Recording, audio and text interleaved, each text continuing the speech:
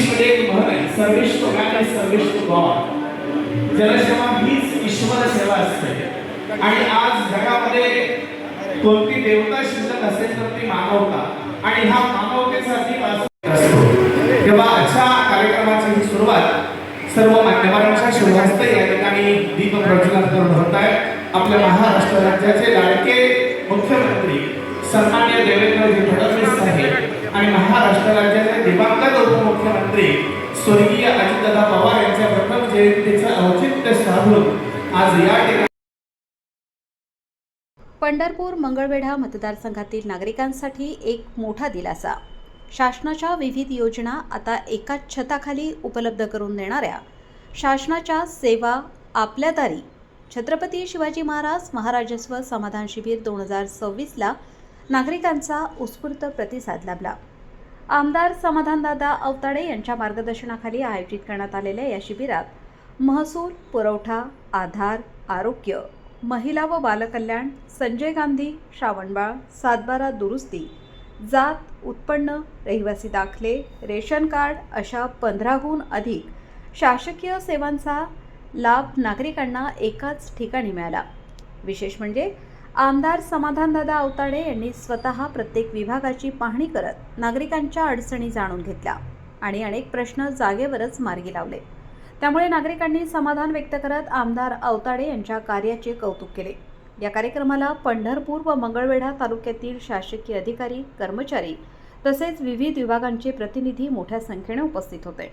व्यासपीठावर पंढरपूरचे उपनगराध्यक्ष, मंगळवेढा नगराध्यक्ष, जिल्हा परिषद व पंचायत समितीचे सदस्य यांच्यासह अनेक मान्यवर उपस्थित होते.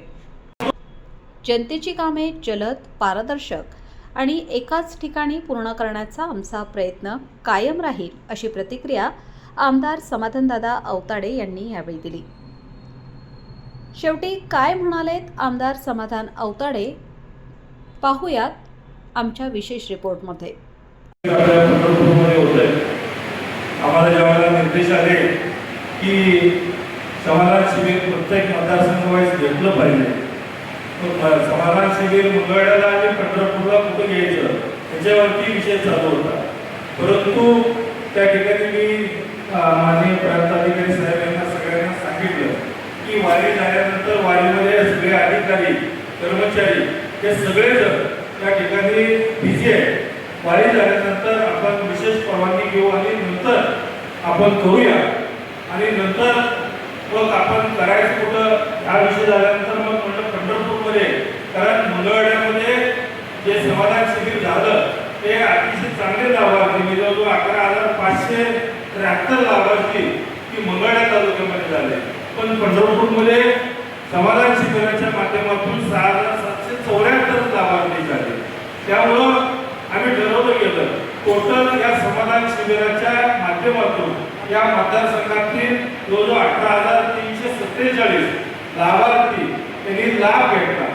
परंतु पंढरपूरमध्ये या ठिकाणी कमी लाभार्थ्यांनी लाभ घेतल्यामुळं आज हे शिबिर या मतदारसंघाच्या वतीनं आपण पंढरपूरमध्ये ठेवतोय, जेणेकरून जास्तीत जास्त लाभार्थी हे या ठिकाणी याचा लाभ घेतला, या मतदारसंघातल्या लोकांनी लाभ घेतला पाहिजे.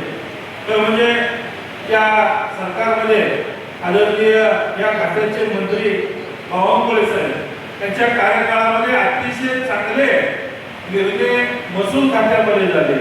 मग पाणंद रस्त्याचे असतील, दोन खनिजेच्या बाबतीत असतील, दोन खनिजेच्या बाबतीत तर सांगितलं माननीय मंत्री महोदयांचं सभागृहामध्ये एखादा जर प्रश्न आणि कुठल्याही आमदारांनी केला तर विरोधातला असो, आपला असो किंवा कुठलाही आमदार असू द्या, त्या ठिकाणी अधिकाऱ्यांचं चुकत असेल तर अधिकाऱ्यांचं चुकतंय, किंवा त्या आमदारांचं चुकत असेल तर त्या आमदाराला सुद्धा सांगणे की असं नाही, अशा पद्धतीनं या गोष्टीचं त्या ठिकाणी करण्याचं काम माननीय महसूल मंत्री बावनकुळे साहेब करत आहेत. आणि झटकीपट निर्णय कुठलीही गोष्ट असते त्याला पानंद असतेच्या आज आपण बघतोय गावात भावभावकीत असेल किंवा एकमेकांच्या वाटा अडवणे, म्हणजे जे आपण पूर्वी जे आपण म्हणत होतो पाणी अडवा पाणी जिरवा, तसं एकमेकाला अडवा एकमेकाची जिरवा अशी परिस्थिती आपल्या मतदारसंघामध्ये सर्व महाराष्ट्रातच होती. परंतु या गोष्टीला पद्धतीला वाचन पडण्याचं काम आदरणीय बावनकुळे साहेबांनी केलं. प्रत्येक विधानसभा मतदारसंघामध्ये आमदार अध्यक्ष त्याचे त्या ठिकाणी सचिव, प्रांताधिकारी, दोन्ही प्रांताधिकारी, तहसीलदार, त्या ठिकाणी असणारे DYSP, PI हे सगळे, आणि एवढं करून शेतकऱ्यांनी सांगितलेली अडचण ही कुठल्याही म्हणजे त्याला मोजणीला खर्च नाही किंवा पोलीस डिपार्टमेंटला जरी त्या ठिकाणी पत्र दिलं तर आतापर्यंत होत होतं की पोलीस डिपार्टमेंटला तुम्ही पैसे भरा, पण पैसे सुद्धा भरावे लागणार नाही. त्यामुळं कमिटीमध्ये जर निर्णय झाला का पानन रस्ता हा 100% होणार, मग तुम्ही म्हणणार पानन रस्ता होणार पण त्याला पैसे कुठले येणार, परंतु या खात्यामध्ये पैशाची सुद्धा तरतूद केलेली आहे.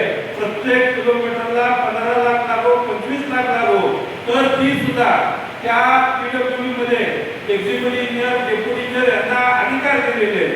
त्या अधिकारामध्ये कोण 15 लाख करेल, कोण 25 लाख पॉवर असेल, तर त्याच कमिटीमध्ये तेच अधिकार दिलेले आहेत. आणि त्यासाठी नुसता अधिकार देऊन पैशांची आम्हाला तरतूद नुसती केली नाही, तर या जिल्ह्यासाठी 38 कोटी रुपये हे या जिल्ह्यासाठी हे पैसे मिळालेले आहेत. आणि येणाऱ्या 7 तारखेला त्याची मीटिंग आम्ही ठेवली आहे आणि नक्कीच पानन रस्त्याचा फायदा जास्तीत जास्त आपल्या जिल्ह्यामध्ये, महाराष्ट्रामध्ये कसा होईल या पद्धतीनं आपण तो निर्णय चांगल्या पद्धतीनं करूया.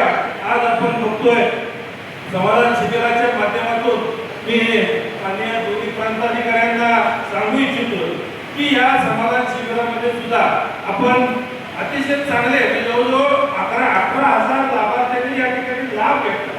परंतु हा लाभ जरी घेतला असेल तर आपण काही गोष्टीला फोकस केला पाहिजे. म्हणजे संजय गांधी योजना असेल, इंदिरा गांधी योजना असेल, शिधापत्रिकेचे असतील, आपण 7/12च्या दुरुस्ती असतील, या गोष्टीमध्ये सुद्धा आपण त्या ठिकाणी लक्ष दिलं पाहिजे. सगळ्यात जास्त भूमी अभिलेखच्या अडचणी आहेत, कारण भूमी अभिलेखच्या तक्रारी मला वाटतं रोज एक दोन तक्रारी मंगळवारच्या असतील किंवा पंढरपूर, तर या येतील.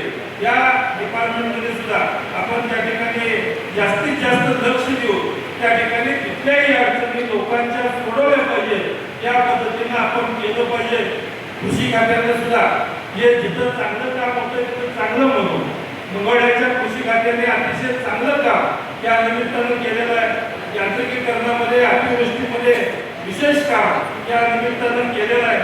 आणि नक्कीच आज आपण बघतोय या ट्रॅक्टरचं अवजार खरेदी असेल, हे सगळं त्या ठिकाणी कृषी विभागाच्या माध्यमातून होतंय. आज आपण बघतोय या सरकारने आपल्या देवाभावाच्या सरकारने या निमित्तानं आज खऱ्या अर्थाने सांगायचं म्हणलं तर जवळजवळ 56,000 कोटी हे महाराष्ट्राची कर्जमाफी या निमित्तानं केलेली आहे. शिवाय वीज बिलासाठी सुद्धा 48,000 कोटी रुपये ही या ठिकाणी या देवाभावाने आपल्या सरकारनं वीज बिल सुद्धा म्हणजे परत वीज बिल येईल ही धास्ती ताकदी तलवार होती, परंतु वीज बिल यानंतर परत कधीच येणार नाही, कारण सर्वांचे वीज बिल माफ करण्याचं काम आदरणीय देवाभावाने केलेलं आहे. नक्की